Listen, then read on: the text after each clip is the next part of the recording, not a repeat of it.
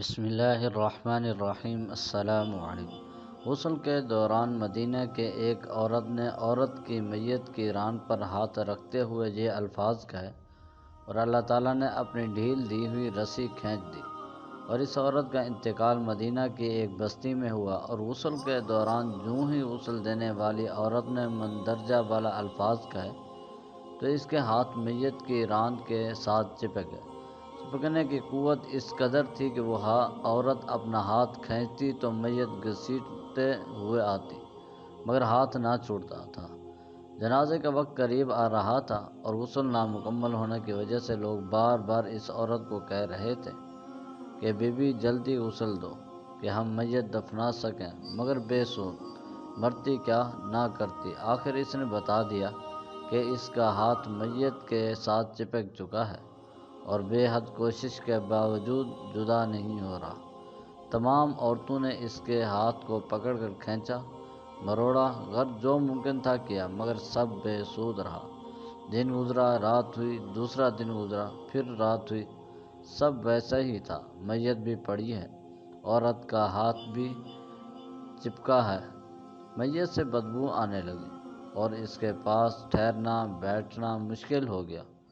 مولوی صاحبان، قاری صاحبان اور تمام اسلامی طبقے میں مشاورت کے بعد طے ہوا کہ عورت کا ہاتھ کاٹ کر جدا کیا جائے اور میت کو اس کے ہاتھ سمیت دفنا دیا جائے، مگر اس فیصلے کو عورت اور اس کے خاندان نے یہ کہہ کر رد کر دیا کہ ہم اپنے خاندان کی عورت کو معذور نہیں کر سکتے، لہذا ہمیں یہ فیصلہ قبول نہیں۔ دوسری صورت یہ بتائی گئی کہ میت کے جسم کا وہ حصہ کاٹ دیا جائے اور ہاتھ کو آزاد کر کے میت دفنا دی جائے، مگر بے سود۔ اس بار میت کے خاندان نے اعتراض اٹھایا کہ کم ہم اپنی میت کی یہ توہین کرنے سے بہرحال قاصر ہیں۔ اس دور میں امام مالک رحمۃ اللہ علیہ قاضی تھے۔ بات امام مالک تک پہنچائی گئی کہ اس کیس کا فیصلہ کیا کیا جائے۔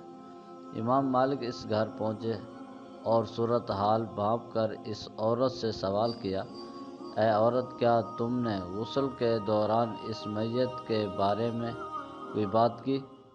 عورت نے سارا قصہ امام مالک رحمۃ اللہ علیہ کو سنایا اور بتایا کہ اس نے غسل کے دوران باقی عورتوں کو کہا کہ اس عورت کے فلاں مرد کے ساتھ ناجائز تعلقات ہیں۔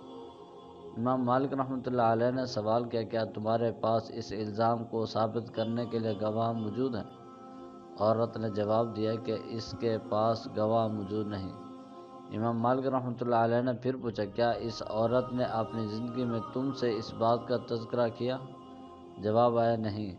تو امام مالک رحمۃ اللہ علیہ نے فوری حکم صادر کیا کہ اس عورت نے چونکہ میت پر تہمت لگائی ہے، لہذا اس کو حد مقرر کے مطابق 80 کوڑے لگائے جائیں۔ حکم کی تعمیل کی گئی اور 70 بھی نہیں، 75 بھی نہیں، 79 بھی نہیں، پورے 80 کوڑے مارنے کے بعد اس عورت کا ہاتھ میت سے الگ ہوا۔ آج لوگ تہمت لگاتے وقت ذرا بھی نہیں سوچتے۔ استغفر اللہ۔